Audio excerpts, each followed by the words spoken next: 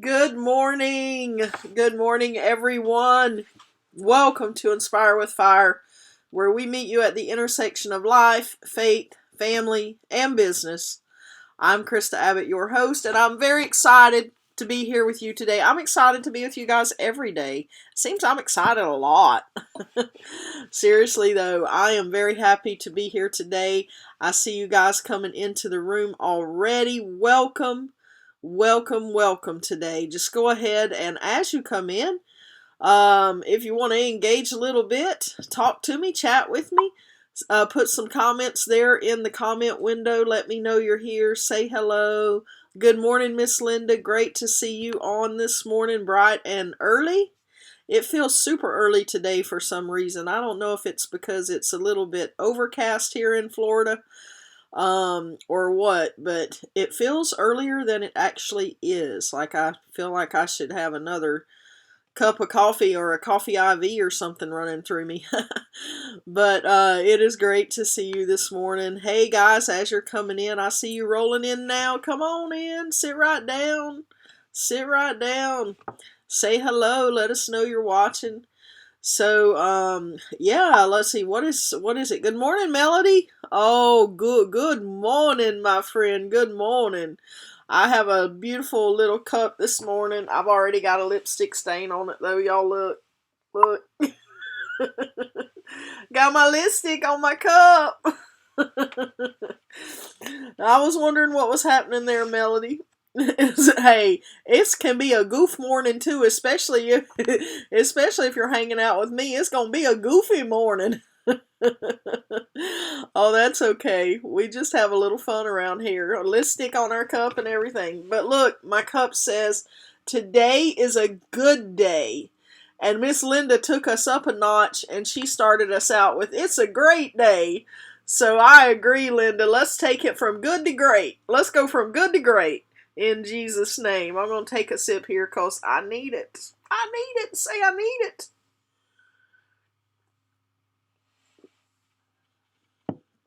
I like cute little cups to drink out of, don't y'all? I feel you. I feel the same way. Look at my eyes. I have little eyes. Jillian always says you need some what's that Mary Kay cold cream stuff that you put in the refrigerator. It's like a cucumber cream or something. I probably should have put a little bit of that on this morning right there. That's some good stuff. It makes your eyes go, wow, makes them look wide-eyed. I like it. Wide-eyed. Wide-eyed. But yeah, welcome this morning, ladies. It is wonderful to be here. So we're going to continue our discussion today that we started a little bit yesterday. And I guess it kind of rolls into even what we talked about a couple of episodes ago. So what episode are we even on? I think 58, I think is what it was today. So 56, 57, 58, they kind of all roll together. If you're catching this on the replay, then you can, or if you missed one of those days, you can roll back up into the archives over at YouTube and check those out. So I don't really promote those a whole lot. They're just kind of hanging out there on YouTube. When we finish here, I upload them there and there they sit. So if you ever miss one, that's where you can find the archives, is over on YouTube. And so, yeah, we started yesterday talking a little bit about loving and serving others and what that looks like. Good morning, Miss Jillian. There you are with some hearts and butterflies this morning. You missed it, but we already have a lipstick stain on the cup this morning. Oh, geez. So, welcome this morning from the lake. Oh, you're hanging out on the lake already this morning, girl. Look at you. I hope you have a fabulous time out there today. I sure wish I was there to hang out with you and Pops today. I bet y'all are going to have a good time. But, anywho, where were we?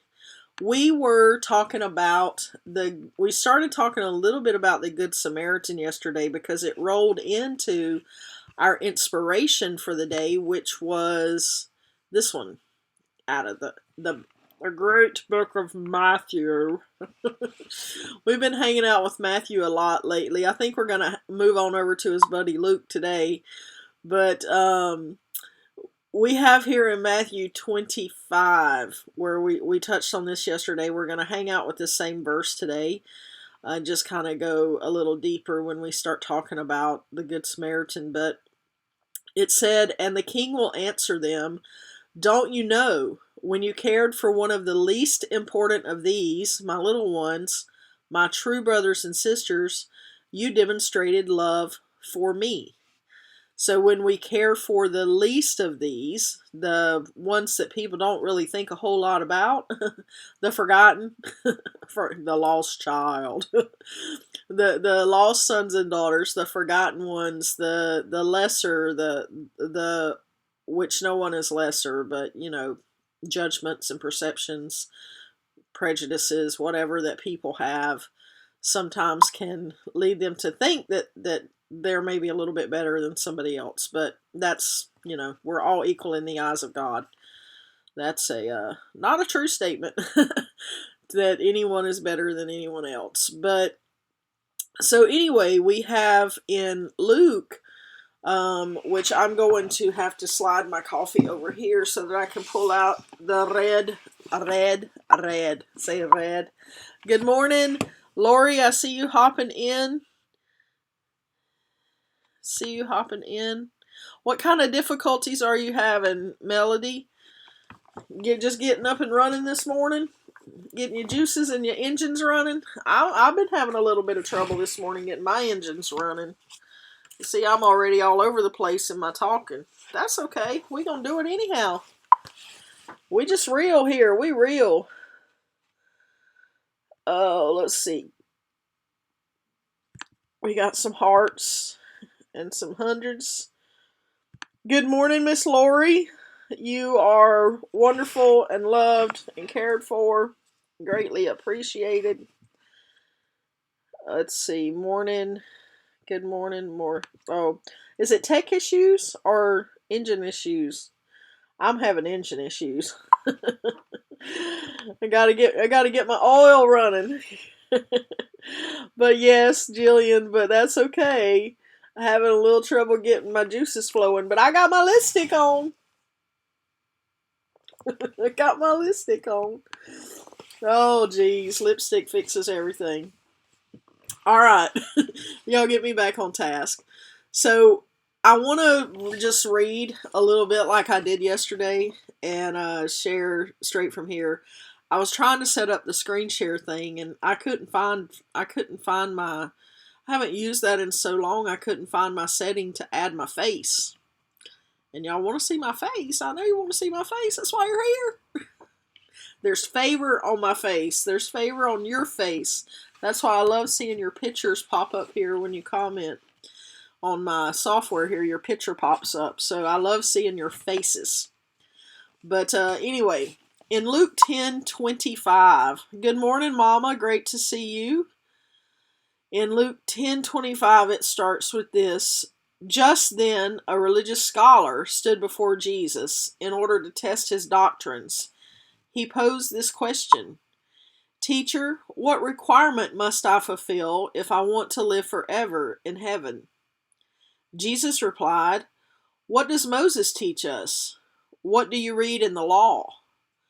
And the religious scholar answered and said, "It states, you must love the Lord God with all your heart, all your passion, all your energy, and your every thought.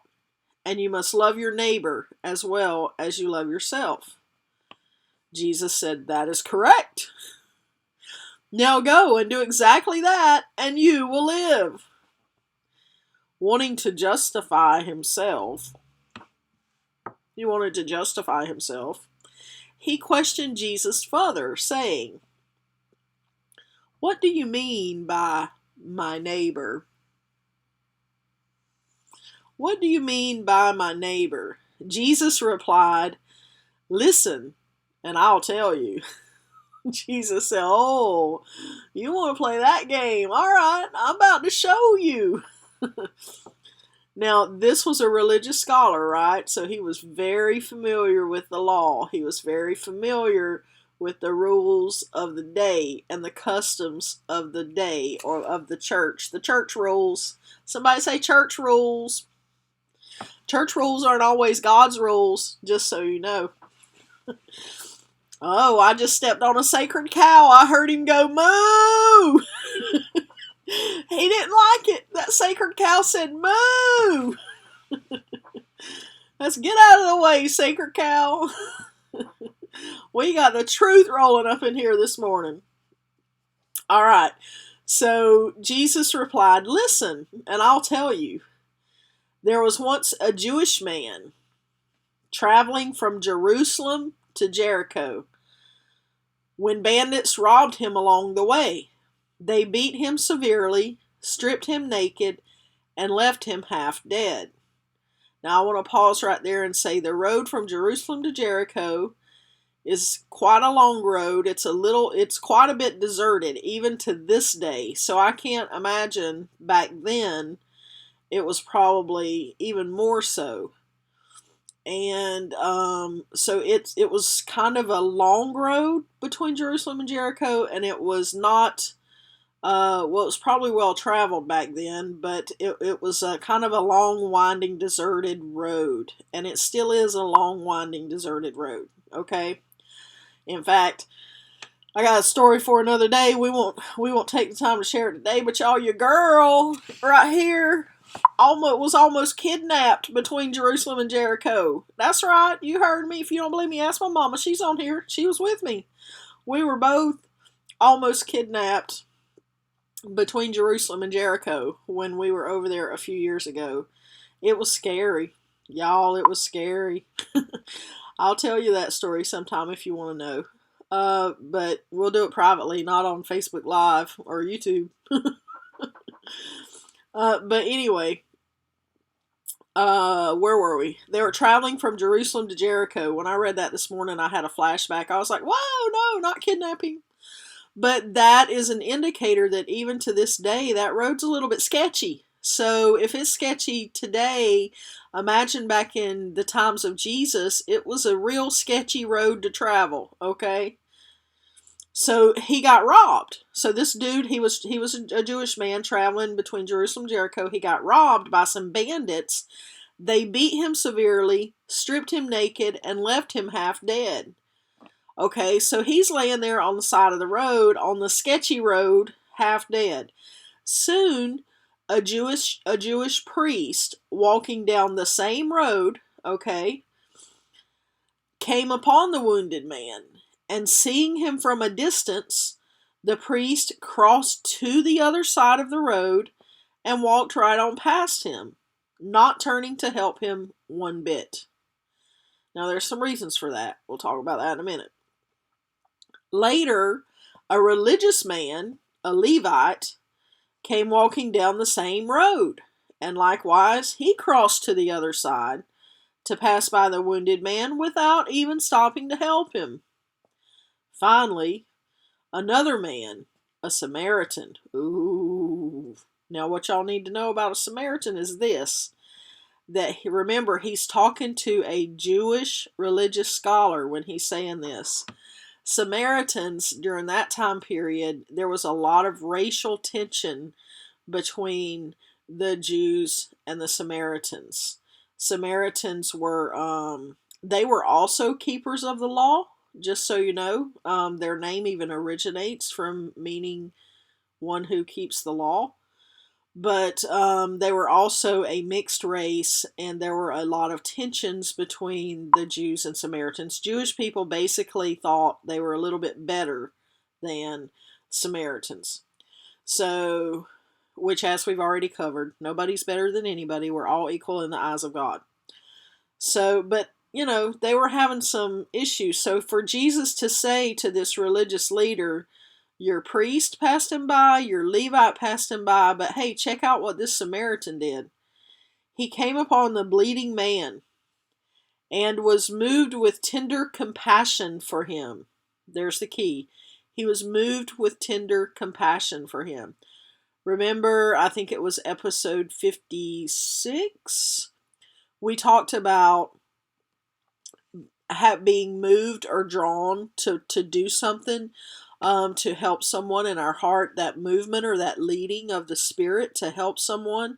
So this is what was happening with this Samaritan man. He saw him and he was moved. He was led. He was pulled to help. He was pulled with what? Compassion. It was the compassion that was in his heart that was pulling him to want to help this man out. So he was pulled and moved. He was moved with tender compassion for him. So he stooped down and gave him first aid, pouring olive oil on his wounds. That'll preach right there all by itself. We're going to have to talk about olive oil and all that it means one day. Not olive oil specifically, but oil in the Bible. But anyway, so he poured olive oil on his wounds, which has a lot of healing properties, okay? Disinfecting them with wine and bandaging them to stop the bleeding. So he basically cleaned the man up, took care of his wounds, bandaged him up, and then lifted him up and put him on his own donkey. So he put the man on his own donkey, and which means he probably had to walk beside of him. And y'all, that's a long road between Jerusalem and Jericho. So he decided he would walk and not ride, and he would put this man on his donkey. So he brought him to an inn. Then he took him from his donkey and carried him to a room for the night. The next morning he took his own money from his wallet and gave it to the innkeeper with these words: "Take care of him until I come back from my journey. If it costs more than this, I will repay you when I return." So in other words, he's saying, hey, let this dude stay here until he's better and he's able to get out on his own. And this should cover it. But if not, I'll be coming back through and I'll take care of the rest. Just put it on my tab. Put it on my tab. Somebody say, put it on my tab. So now tell me, which one of the three men who saw the wounded man proved to be a true neighbor? Okay, so check out what the religious leader says. The religious scholar, he's a scholar, responded, "The one who demonstrated kindness and mercy." Jesus said, "You must go and do the same as he." Okay, so first of all, I just want to giggle at the religious scholar here, because remember the tensions between the Jews and the Samaritans? Well, the religious scholar was a Jewish man, and when Jesus said, so who of these three men saw the wounded man and proved to be his true neighbor? And he couldn't even say the Samaritan was his true neighbor. Dude had to say the one who demonstrated kindness and mercy. Dude could not even say it was the Samaritan. I had to giggle about that when I read it. I was like, look, he got so much pride he couldn't even say the Samaritan, Jesus. No, he said the one who demonstrated kindness and mercy. So I'm giggling at that. Maybe that's not the point of the story, but okay, so a couple things going on here. Fascinating story that we have here happening and unfolding. And it's just exciting. Okay, so we have a priest who's walking by. Now, religious tradition would say, and we all know, if you know much about the Jewish culture and the priest, they were restricted on what they could and couldn't do, because if they did certain things, it would defile them and they wouldn't be able to perform their priestly duties in the temple. One of those things that would defile them would be touching a dead body or touching someone who had a disease like leprosy or something like that. So that would bring defilement to them, and then for a certain period they would have to go through cleansing so that they wouldn't be able to do their priestly duties. Now keep in mind, we're on the road between Jerusalem and Jericho. Now we don't really know for sure if the priest was going toward Jerusalem or if he was coming from Jerusalem. But either way, if he was going toward Jerusalem, there's a good possibility he may have been going there to participate in some religious festivities, because that's where the temple was. So it could be that he's headed to Jerusalem and he can't defile himself because he needs to be able to perform whatever he's going there to perform. Or he could have been coming back from Jerusalem and going toward Jericho, and if that's the case, then there wouldn't have necessarily been any religious things that he was having to perform, but he would have still been defiled had he potentially touched a dead body. And if he's seeing this man from a distance, he doesn't know for sure if he's dead or not. Now, does that excuse the fact that he just crossed to the other side and kept on going? He didn't even bother to check or, kind of lean in. It doesn't say he couldn't lean in and check. It just says he can't touch, right? So if he could see the man breathing, oh, okay, he's not dead. I can help him, right? But he didn't. He crossed to the other side. He kept going. Now, that's a lot of speculation. None of us were there. We don't know the full scenario. But then you got a Levite who comes. Now, who are the Levites? Levites were, they were assistants in the temple. So they were the guys who would be like in the modern church, we would call these armor bearers, like the guys who help out the ministers. The guys, they minister in the church, but they're not the head priest. They're not the guy performing the ceremonies with God, right? So they were like assistants in the temple, assistants to the priest. So the Levite, he also has some of these same regulations that, of potential defilement. If he gets defiled, then he can't be around the priest, and he can't be in the temple, and he possibly can't perform his Levitical duties. So couple of dynamics going on with these two guys as to maybe why they didn't help, but the fact is Jesus was saying that's not loving your neighbor. That's, yes, it may be a rule, and it may be a like something that the priests say they can or can't do, one of those sacred cows, like we would call them sacred cows in the church today. The law, the rules and the regulations of the religious rite. But the fact of the matter is there was someone right there who was in need of help. They were in need of compassion. They were in need of someone to be kind and merciful to them and to help them. And these guys, they just crossed to the other side and kept going. But Jesus pointed out and said, but this person you would least expect, this Samaritan, this person that you have conflict with, this person that you don't like very much, they actually showed and demonstrated more of the love of God, and they pleased the Father, because the greatest command is what? Love the Lord your God with all your heart, with all your soul, with all your strength, and love your neighbor as you love yourself. So loving God, loving your neighbor, and loving yourself, that's the greatest command that we have, right? So this Samaritan was showing more and following the command of God to a greater degree than the two guys who are supposed to follow it the most, is essentially what the point here is. So, and he was pointing this out to one of those religious scholar dudes. So when we think of the Good Samaritan, I think in my studies, I ran across a transcript of a sermon that Martin Luther King Jr. spoke, and he was talking about this story specifically, and obviously he was addressing more of the racial tension thing, like with the Samaritan being the racial tensions between the Jews and the Samaritans. But he said something there that kind of struck me a little bit, that I wanted to share. And essentially he was, let me see if I can find it here. Essentially he was saying that the difference between the priest and the Levites and the Samaritan was this one question. It's like the priest and the Levites passed by and crossed to the other side because their question was, what's going to happen to me if I help him? So if they were to help the guy, they could potentially become defiled and not be able to perform their duties until they went through a cleansing ritual. But the Samaritan passing by didn't ask, what will happen to me?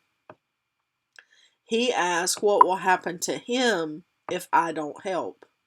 And so that's the perspective that and I thought that was pretty profound to think of it that way, because keep in mind also, not only the looking at the priests and the Levite as saying, oh, they were just worried about getting defiled, but remember, it's not a very safe road. So there are other possibilities there too, and Martin Luther King talked about this in his speech too, was there were other possibilities that existed there as well, that, you know, maybe he was faking it, and if they went to help him, he would have knocked them over the head and robbed them. Or maybe he was like a decoy, and or he was bait, and he was laying there and the robbers were waiting behind a rock or something to jump out and attack them if they stopped to help this guy. So there's all these different, variables that could have gone into why they crossed to the other side. But I don't think that's the point Jesus was trying to make. I don't think when Jesus told this story that one day he was going to say, okay, in 2020, people are going to be, or even 19 whatever, people are going to be sitting around trying to figure out why the priest and the Levite didn't help.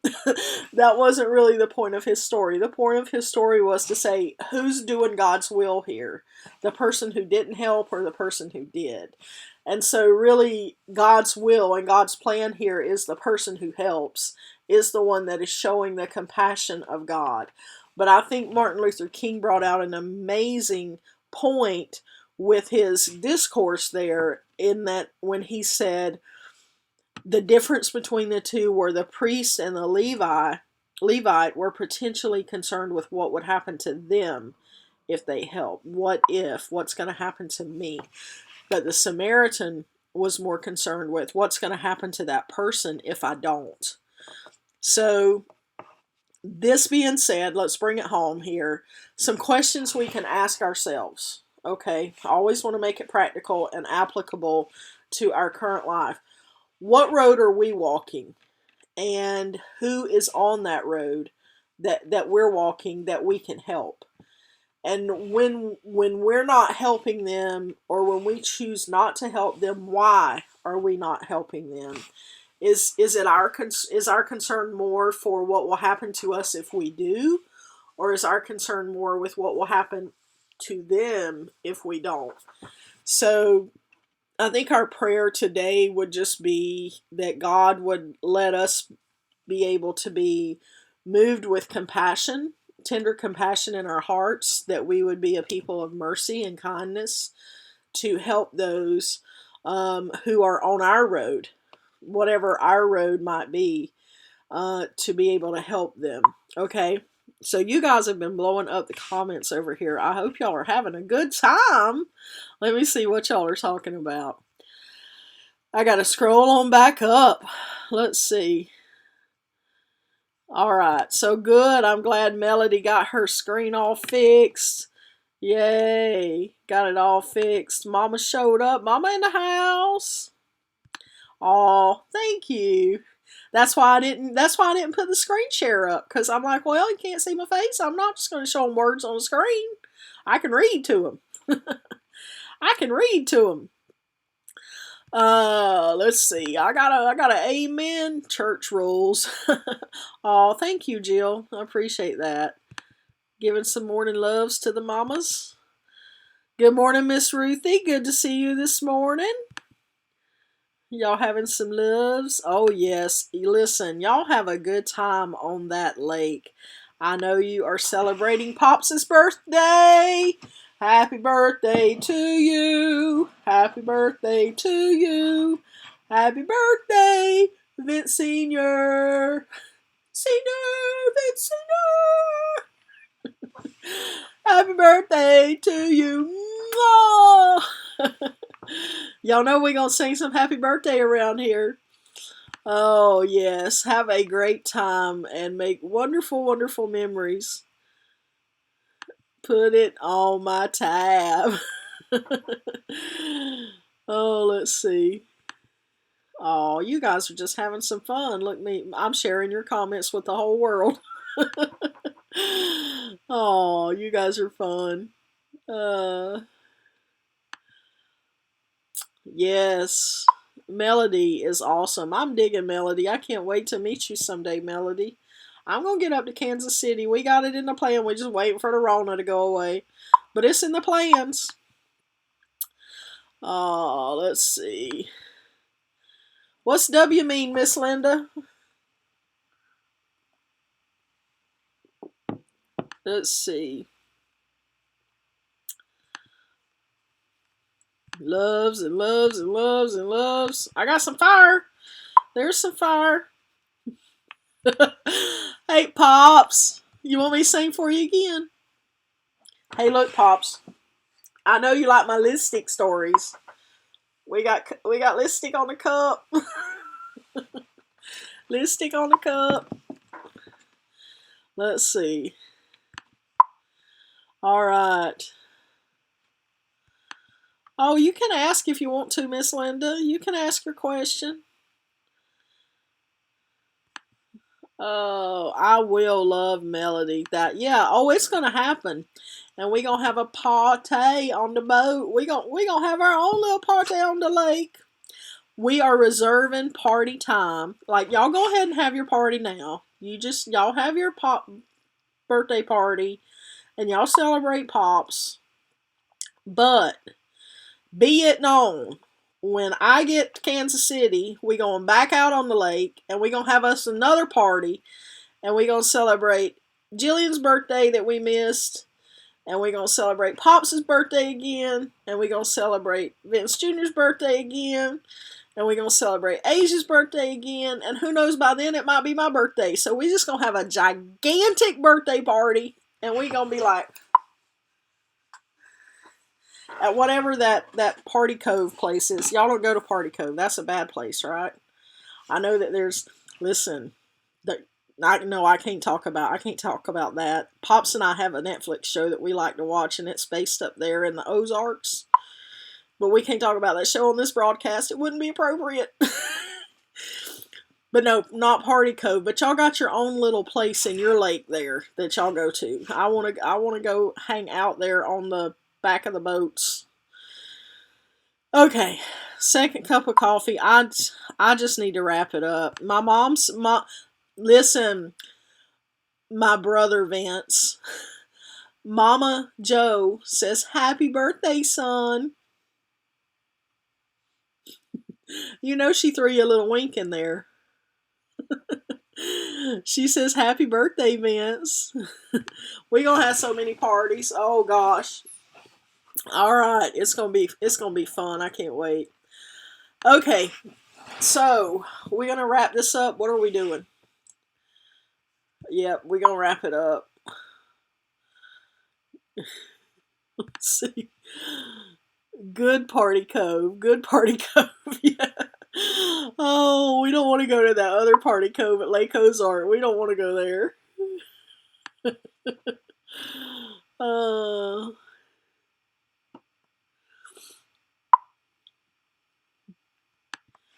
okay, let's see. Linda says when I or to ask a question, and sometimes it breaks and the message goes away. Okay.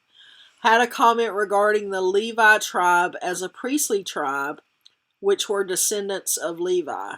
Okay, they were Levites. Levites are they are part of the priestly tribe. They most of them, unless they were from the high priest lineage, which I think is the lineage of Aaron, if I'm not mistaken. Unless they were of the high priest royal line, so to speak, then they were assistants or like ministers in the temple. So they took care of the assistant type work, helping the priests out. But yes, Levites are of priestly lineage. But not all of them were necessarily full on like high priests doing that work. Most of them were workers in the temple, like they were the church staff. Like if you were to look at, that today, you would have the pastor would probably represent the priest of the day, the one taking care of the main ceremonial stuff. And then the church staff or the volunteers in the church, those would be like the Levites, or the people helping out and supporting the work of the priest as he does the ceremonial type stuff. That would be my understanding of it. If somebody knows more than me on that, you can correct me if I'm wrong. But I've got this little book over here. It's a great book. It's called Customs. What's it called?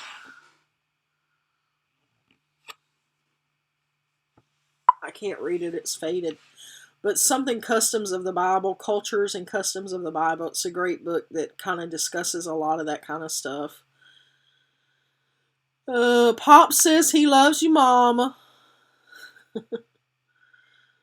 Oh, jeez. Oh.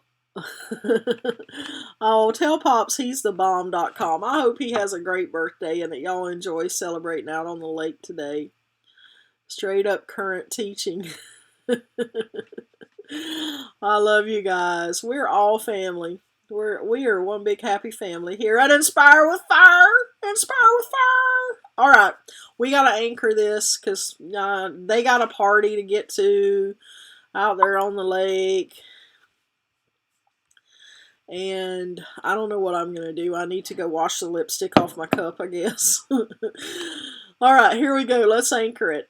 I decree I have a heart of love and compassion to see the needs of those around me, and I respond with kindness and mercy. One more time. I decree I have a heart of love and compassion to see the need of those around me, and I respond with kindness and I can't even read it.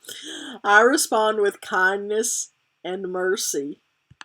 Y'all know what the problem is there is I stopped reading it. I was trying to go from my memory. I was over here looking at the comments. Pay attention, Krista. Focus. Y'all see what happens when you don't have enough coffee before you get on here? I keep saying I rely on coffee a lot. I'm not dependent on coffee. I'm really not. I promise. Okay. I'm just going to get off this thing before I say some more silly stuff that I don't need to be saying. Okay, Miss Linda, we going to have to talk now. You have a tip for me to never get lipstick out of a cup or glass. It really works. I need to hear about the tips. Happy birthday, Pops. Look, you got some birthday loves going up in the comments. Y'all, head it out. All right, he's inspired. He's ready to go. All right, let's shut it down. Pops is ready to go, y'all. He said, it's my birthday. Be quiet, girl. I'm ready to get this boat going. Bye. You guys have a great day. May the Lord bless you and keep you. May he make his face shine upon you and be gracious to you. And may he turn his face toward you and give you peace. And we're going to go out with a happy birthday to you. Boom, boom, boom. Happy birthday to you. Boom, boom, boom. Happy birthday, dear Pops. Pops. Happy birthday to you. Bye, everybody. Have a great day.